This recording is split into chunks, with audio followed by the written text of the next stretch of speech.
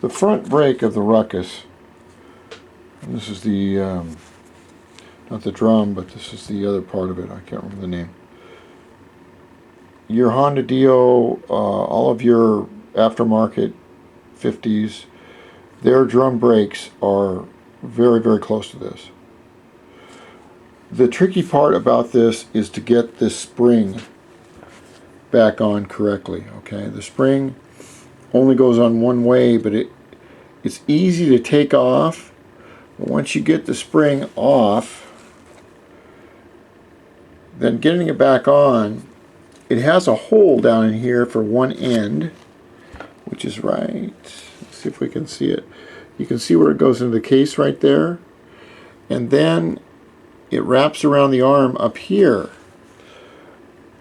But you have to wrap the spring around a little bit more to get it tension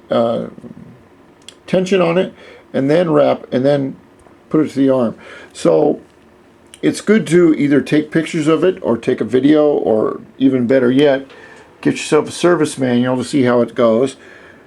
And just like the rear brake videos that I've made, the little spline shaft has a tiny white, well, it's not white, it has a tiny indent line which I painted white with my little paint marker, and it has a little tiny dot, if you can see it, right underneath my finger. I'm using the shadow to show it, and that line on the spline shaft right here has to line up with the little tiny dot on the arm right there. It takes a 6mm socket to take this off, and it's kind of late, it's 9 o'clock at night. I don't know if I can do it with one. Oh, fuck it, I'll do it with two hands. But after you take this off, and you want to clean it up pretty well. The best way to clean it, I tell you what, is to wait till your wife's at work and then go in and put it in a brand new stainless steel dishwasher, and then when she gets home she smells something funny, say, I don't know what you're talking about. I don't know a damn thing, officer. Had my head turned. Checks in the mail. That's my story, and I'm sticking to it. Then we turn it over, and we see this is a stationary arm right here. It doesn't move.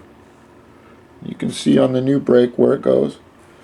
Here's the clamshell opening where the arm is connected, and as you pull on the arm, as the arm is pulled, let's see if we can do this under the light, as the arm is pulled, you can see where the brakes start to open.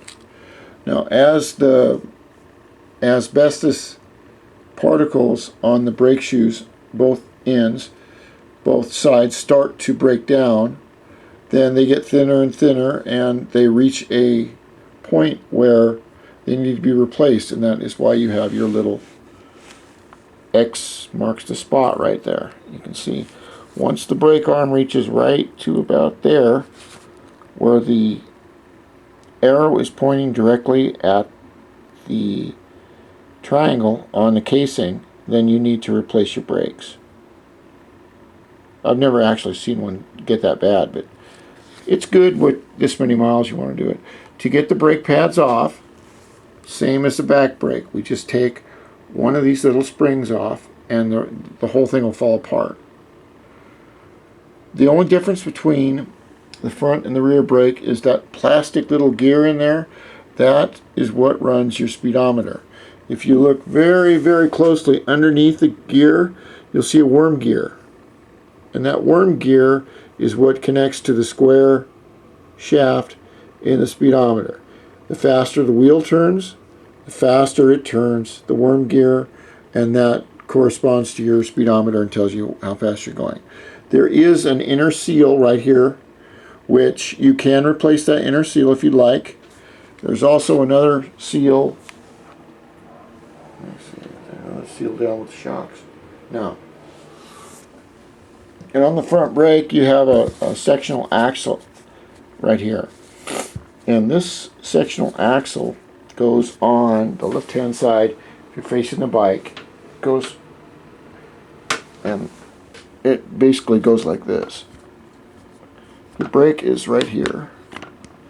Let's just say your brake's right here, and your other side of your wheel is right here, and it pops right into the wheel. And there's a little tiny, the wheel's right there, and there's a little tiny seal in there, and you can replace that too, but it's no really big deal unless you really want to do it. And this customer doesn't want to spend a fortune on, so it lasted 28,000 miles, a few more thousand isn't going to hurt it. Okay, so now what I'm going to do is take this apart, try to remember where the spring goes. Like I said, it's tricky once you get them apart. The thing is that I've done a dozen or 2 dozen of them, but I don't do them every day. So it's hard to get on the arm onto the correct space, onto the spline shaft, and then first you have to get the spring inside there with everything else on the shaft. So it's the only thing tricky about it is getting it in the right order. So I'm going to take everything apart and look at it.